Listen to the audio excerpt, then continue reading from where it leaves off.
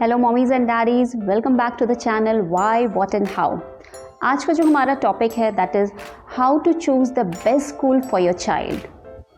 Being an educator and a mother, I might help you in taking this tough decision of your life. एक अच्छा school choose करने की ज़रूरत क्या है?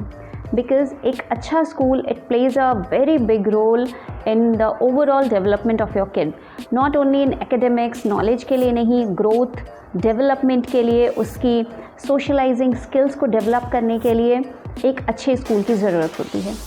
तो आई नो कि अभी तक आपने काफ़ी रिसर्च कर रखी होंगी एक अच्छे स्कूल के लिए, क्योंकि एडमिशन्स के टाइम हैं एंड स्कूल्स भी रिज्यूम हो गए हैं।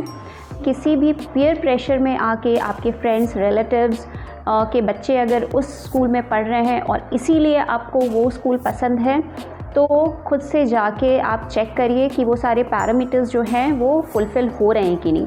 तो ऐसे कौन कौन से पैरामीटर्स हैं जिनको हमें ध्यान में रखना है। Very first and foremost thing is distance. आपका जो स्कूल है वो आपके लोकेशन से कितना दूर है।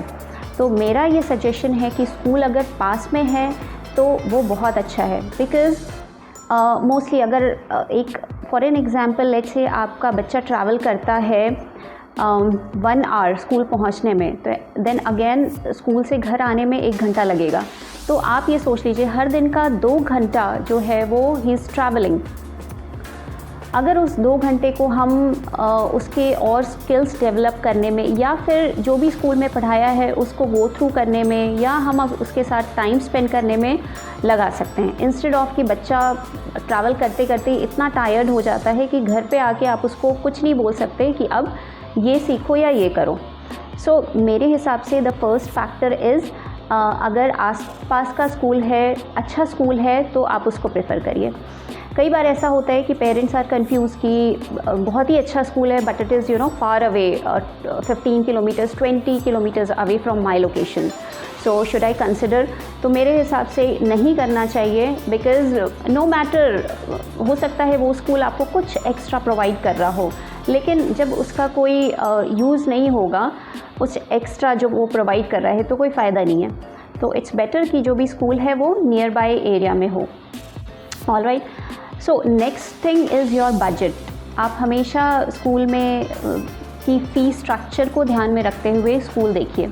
कोई स्कूल बहुत ज़्यादा एक्सपेंसिव है और वो हो सकता है कुछ आपको ऐसा कुछ प्रोवाइड कर रहा है जो आपको बाकी स्कूल्स में नहीं मिल रहा है, तो हो सकता है आप उस स्कूल के लिए को कंसिडर कर सकते हैं।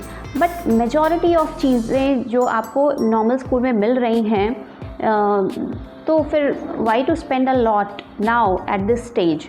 सो इट्स माई रिक्वेस्ट कि एक बार आप अपने बजट को भी देख लें। Third is security.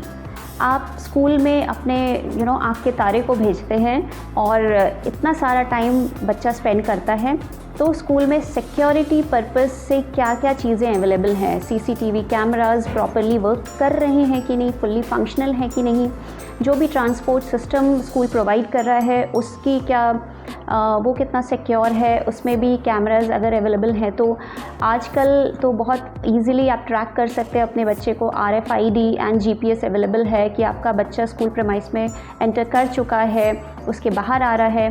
So you will be quite relaxed कि हाँ मेरा बच्चा सेफ हैंड्स में है। सो सिक्योरिटी बहुत ही इम्पॉर्टेंट है। और भी बच्चे हैं कई बार गिर जाते हैं, कोई चोट लग जाती है, कोई इंसिडेंट हो जाता है, तो उसके लिए स्कूल कितना रेडी है।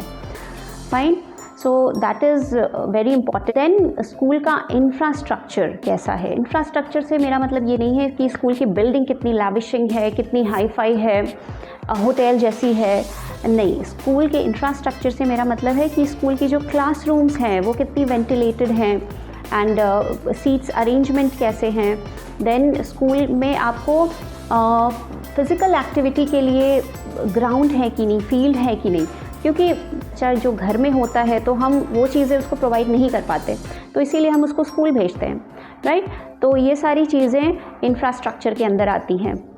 देन उसके हाइजीन को लेके, हमारा बच्चा अगर बहुत छोटा है वो पॉटी ट्रेंड है कि नहीं, उस चीज़ के लिए भी स्कूल रेडी है कि नहीं, वो सारी हाइजीन को ध्यान में रखता है कि नहीं। पॉइंट इज़ एक्टिविटीज़, उस स्कूल में एक्टिविटीज़ कितनी हैं।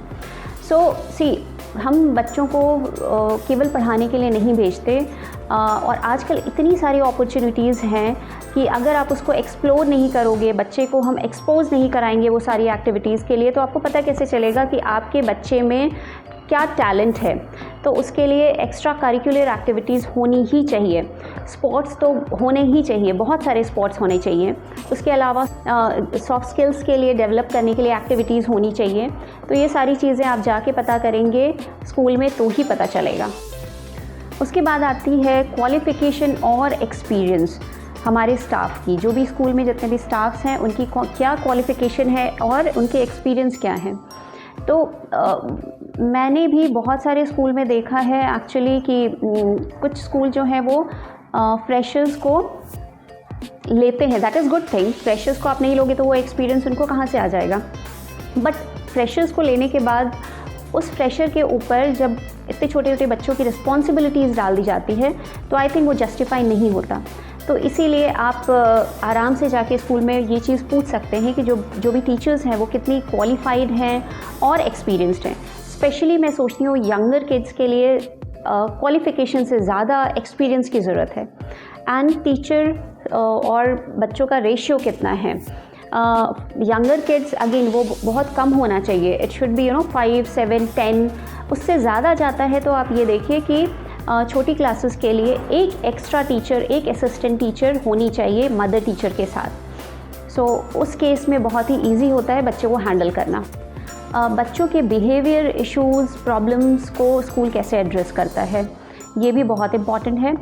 कई बार छोटे छोटे बच्चों में ऐसे ऐसे क्वेश्चंस होते हैं जो कि वो टीचर्स से भी नहीं पूछते और पेरेंट्स से भी नहीं पूछते, और भी बहुत सारे बिहेवियर इश्यूज़ होते हैं। तो उनको एड्रेस करने के लिए क्या स्कूल में काउंसलर की फैसिलिटी है? अगर है तो आई थिंक वो बहुत ही इम्पॉर्टेंट पॉइंट है, आपको उस स्कूल को कंसिडर करना चाहिए।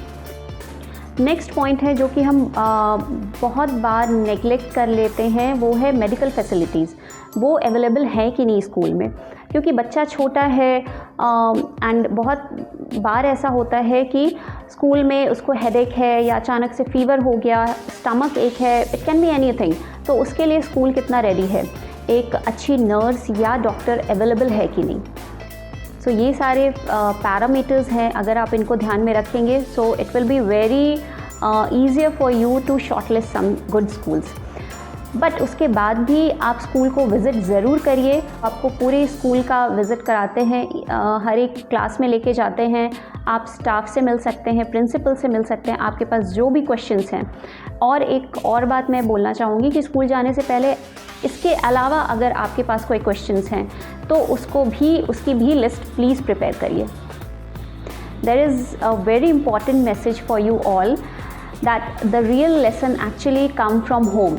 नो मैटर आपका बच्चा किस स्कूल में जा रहा हो, बहुत अच्छे स्कूल में जा रहा हो, but at the end of the day just talk to them about the school, about the environment, about friends, कि उसमें ऐसी क्या चीज़ है जो बहुत अच्छी लगती है बच्चे को, या फिर कुछ ऐसी चीज़ें जो उसको नहीं अच्छी लगती।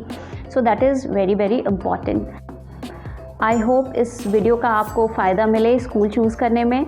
सो अगर आपको पसंद आया हो तो लाइक ज़रूर करिएगा and share it with your friends and relatives, ताकि उनको भी अगर कोई कन्फ्यूजन हो तो शायद उनको भी थोड़ी सी हेल्प मिल जाए। और जो ये पहली बार देख रहे हैं तो मेरी रिक्वेस्ट है कि इसको सब्सक्राइब करिए सो दैट कि आगे कभी वीडियो के नोटिफिकेशंस आपको टाइम पे मिलें।